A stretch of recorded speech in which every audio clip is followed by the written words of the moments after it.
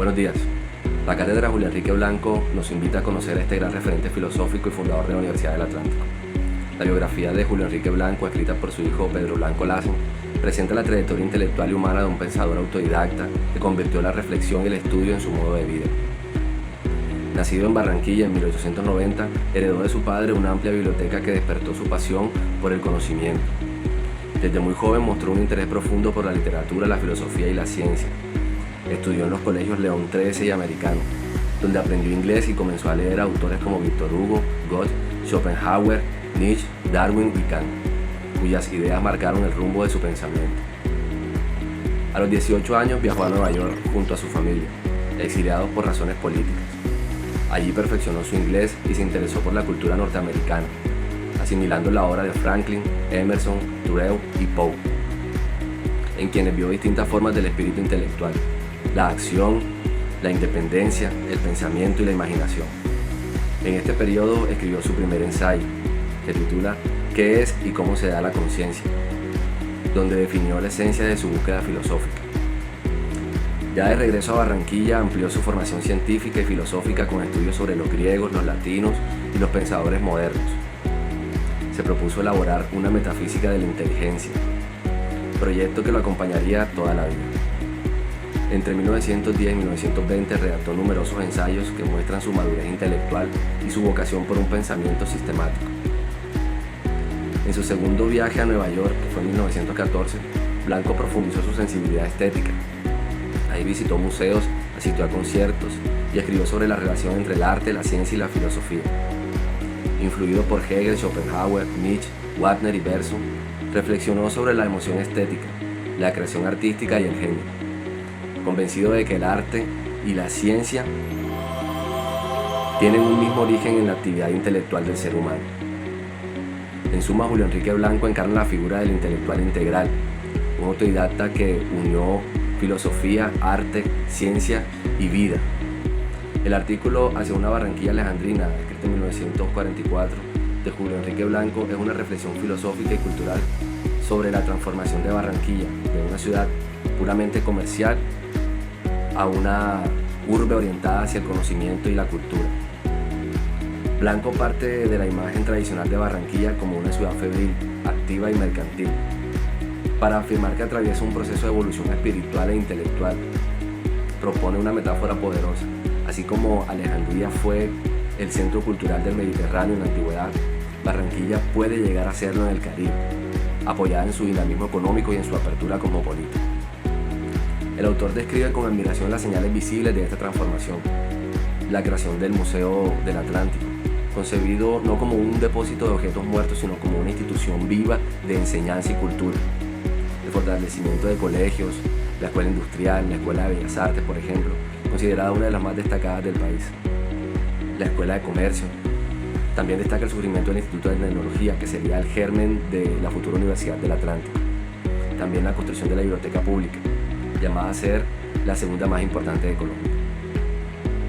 Blanco también observa en la juventud barranquillera un nuevo espíritu de estudio, reflexión y creatividad, que anuncia una etapa superior en la vida de la ciudad, la de una polis culta, donde el arte, la ciencia y la filosofía encuentren su lugar junto al comercio y la industria. Como prueba de esta efervescencia cultural menciona la gran acogida de conferencias filosóficas dictadas por él y por Luis López de Mesa. Lograron convocar multitudes.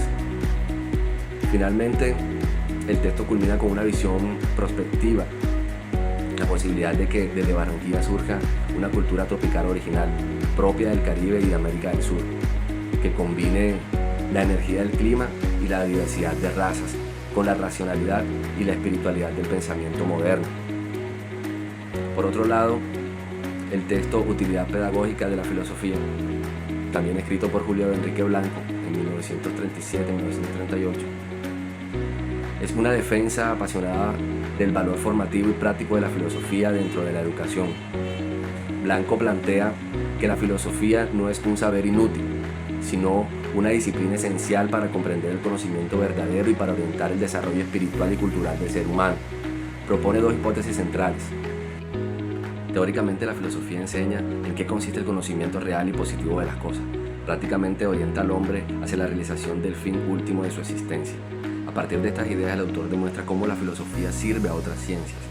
En conjunto, Blanco afirma que la filosofía es útil a la pedagogía porque despierta la reflexión crítica, íntegra de las distintas formas de saber y orienta la formación humana hacia la sabiduría. Su función no es solo transmitir conocimiento, sino educar al espíritu, elevar la conciencia y guiar al individuo hacia el sentido profundo de su existencia. Por otro lado, el texto Cátedra Universitaria del profesor José Coley es una profunda meditación sobre el sentido, la misión y la dignidad de la universidad como instituto o como institución creadora de cultura y pensamiento. Coley sostiene que la universidad no debe reducirse a un centro de enseñanza técnica o profesional, sino que debe ser una comunidad viva de investigación, libertad y espíritu crítico, en la que el conocimiento no se limite a la acumulación de datos, sino que sirva al desarrollo integral del ser humano.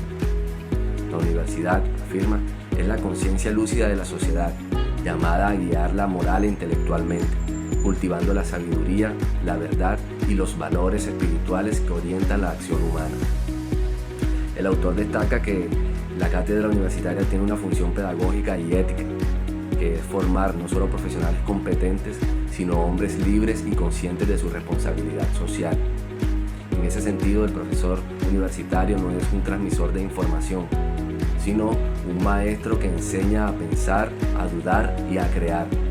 Su tarea consiste en despertar en el estudiante el amor por la verdad, la comprensión del mundo desde una mirada crítica y humanista. Coley advierte sobre el peligro de una universidad subordinada a intereses políticos o económicos, pues ello degrada su misión esencial. La auténtica universidad debe ser autónoma, libre y comprometida con la cultura y la ciencia, en diálogo con su tiempo, pero fiel a los ideales de universidad y rigor intelectual. En síntesis, el texto es una defensa apasionada de la universidad como templo del pensamiento y de la cultura, donde la enseñanza se transforma en una fuerza espiritual capaz de renovar la sociedad.